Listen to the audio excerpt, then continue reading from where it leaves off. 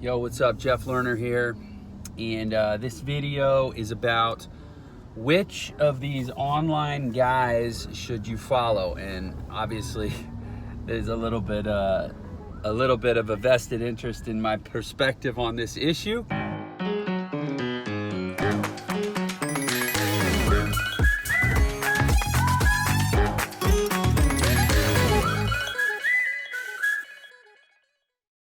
I can be objective and non-biased in answering the question and approaching, certain aspects of how the internet is now. There's so many people that are online talking about business, talking about making money, talking about marketing.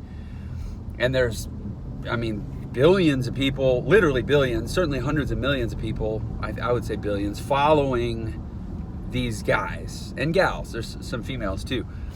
And it's because, it's a common human desire. Like, we want to have success, we want to have abundance, we want to have a great life, we want to make money. And the internet is like this big, free, open school. But we got to be careful, because the internet is, it's a learning platform, but it's also a business. And so you have to differentiate between people whose business is going online and talking about business versus people who are actually in real business and have real business skills, real entrepreneurial skills, real sales skills, real skills that translate into real value in the marketplace beyond the educational sphere of talking about business.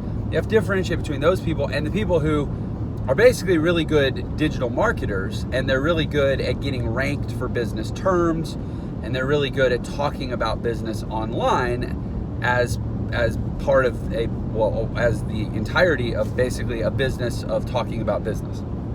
So, and there's a few guys, and I'm not gonna name names. You can kind of do your own research, but there's a few of us who really are out there doing real business. I would call us like the business warriors. I'm shooting this video as I drive a couple hours to the airport to hop on a plane to fly to another country where I'm, as part of a consulting arrangement, going to be on site with a client for a few days, helping them with operations, marketing.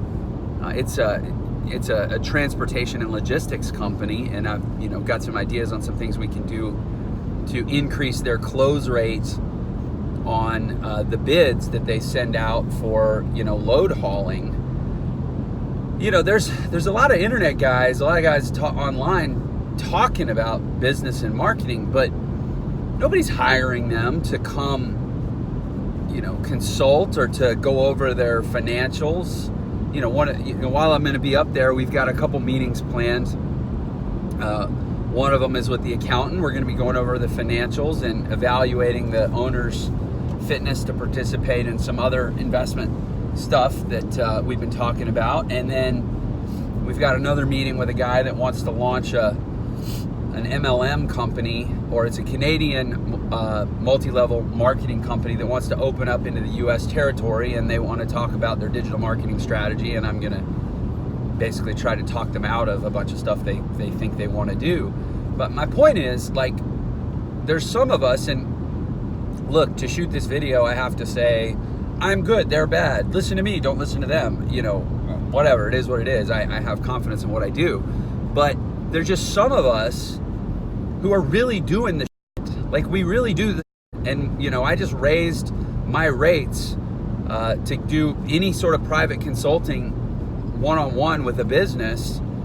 It used to start at $6,000 a month. Now it's $7,500 a month, basically to have a couple phone calls.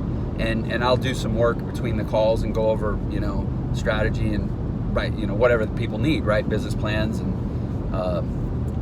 review reports and review operations manuals. I work a lot with people on creating and standardizing their operations processes, whatever. $7,500 a month to have me get involved with your business at any level. And frankly, I see that going up a lot in the near future. I hear that number and I say, $90,000 a year for me to work on your business. And I'm like, man, I got a long way to go before I'm playing at the level that I want to be at.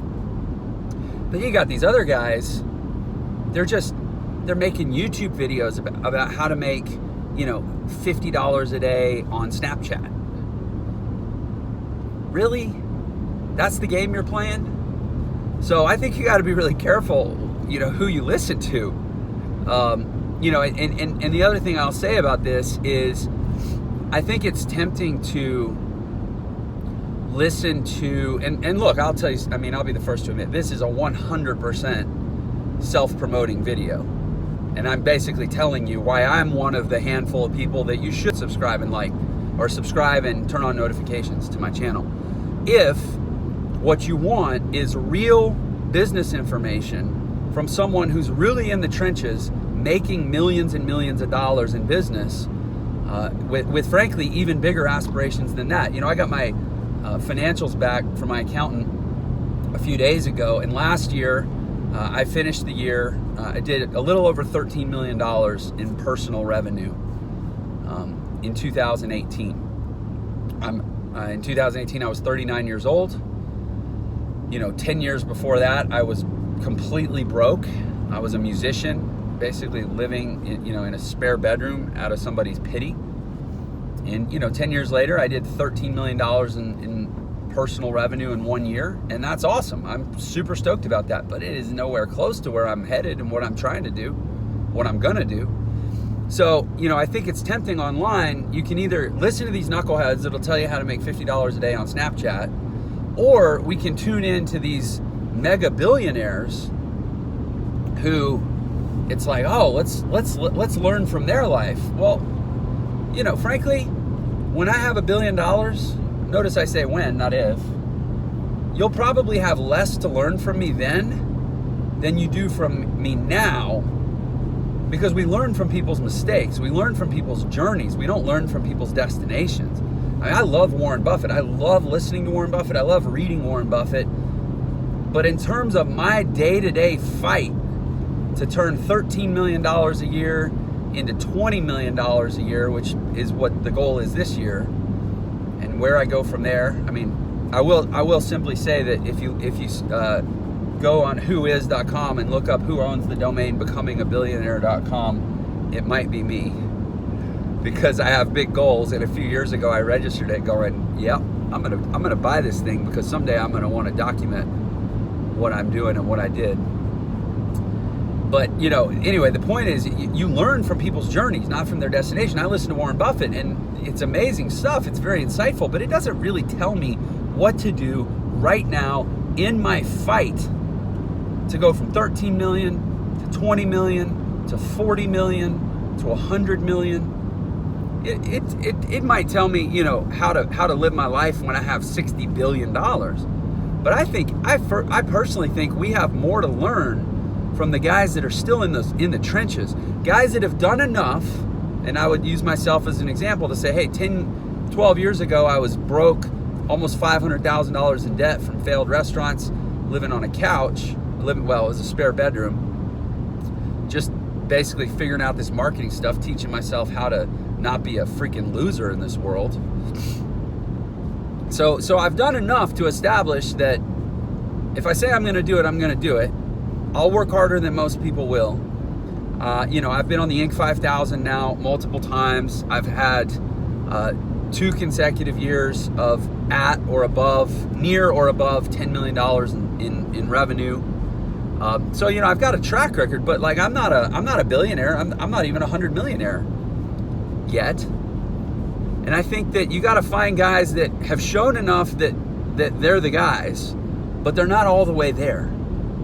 And I guess all the way there is to each his own. For some, I know for a lot of people where I'm at right now, that's all the way there. They'd be done. They'd be hanging it up. Man, I'm good. I got money in the bank. I got a nice house. I got a good life. I don't have to stress. But for me, it's just, look, we're only here one time. We're only on this earth one time. We get one shot at this deal. I've been listening to Can't Hurt Me by David Goggins, the guy that, he's ultra marathoner, ex-special forces, world record holder for pull-ups. A 210-pound guy set the world record for pull-ups. Took him 3 tries. There's these people in this world that just say, There is no finish line. The finish line is when I die. The finish line is when literally my heart stops beating. And until then, you strive. That's what you do. It's not greed. I'm going to be striving till the day I die. It's not greed. I give half my stuff away. You ask anybody in my life, they'll be like, oh man, he doesn't hardly keeps anything for himself. It's just proving I can, knowing I can. Because and believing that I should. That's the thing. Why wouldn't you believe that you should? What you think? Are we here to stop? Are we here to be limited? Are we here to back down when it gets hard? I don't think that's what we're here for. And it's true in finances. It's true in relationships. I'm going through some stuff right now, personally, that's hard. It's painful. It requires looking in the mirror at myself and my life and going, you got a lot of stuff together, and on the surface, people probably think you're pretty dialed, but you got some baggage. You got some stuff you got to work on. And going, damn it, man, I got more hard work to do. I'm 40, man. When does it let up? It never lets up. It never lets up. You got $1 million, make 10. You got $10 million, make 100. You got, because here's the thing: the more you have, the more you can give. Is there any sense in limiting how much good you can do in this world? No, there's no sense in that. But so what's the limit? The limit is resources. How many resources do you have? More resources, more good you can do. So anyway, all this was meant to say, who should you follow online? You should find people that have done enough to set themselves apart, but they haven't done it all yet, and make sure that they're in the same trench that you are, fighting the same fight that you are. This is one of the things David Goggins said in his book. He said, when he was breaking the world pull-up record, or he was training for it, he'd go online and he'd have just message after message from people telling him he couldn't do it, he was destined to fail, all these haters. And he's like, most of these guys, they couldn't even do 10 pull-ups. I'm trying to do 4,000 pull-ups in 24 hours. Most of these guys literally can't do 10 pull-ups, and they're hating on me, telling me I can't do it. He said, never listen to people who aren't fighting the same fight. They aren't in the same battle that you're in, only they're as good or better than you. Never listen to anybody who's not as good as you at what you're trying to do, or who's not even trying to do what you're trying to do. And yet, how many of us in our lives, we define what's possible for ourselves. We define what our goals and aspirations ought to be based on feedback from people who maybe they love us, but their version of loving us is wanting to see us safe, comfortable, and happy. Safe, comfortable, and happy? Those are 3 synonyms for settling. Safe is a great place to rest for a brief moment. Comfortable?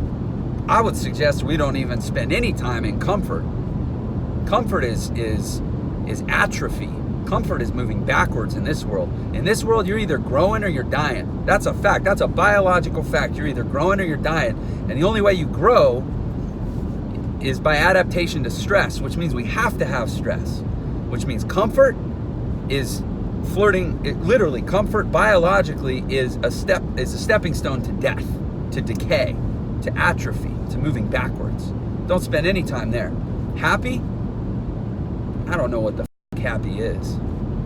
That may sound like a dark statement. I feel joy. I feel deep fulfillment at times, usually when I'm with my family, but happy? I don't even resonate with that word. Happy sounds like something that you get maybe for a minute. I don't know, maybe if you do drugs, maybe if you just close your eyes and pretend there are no fights to fight, no battles to win, no goals to achieve. I don't know. Happy sounds like a cop-out to me. Pursue joy.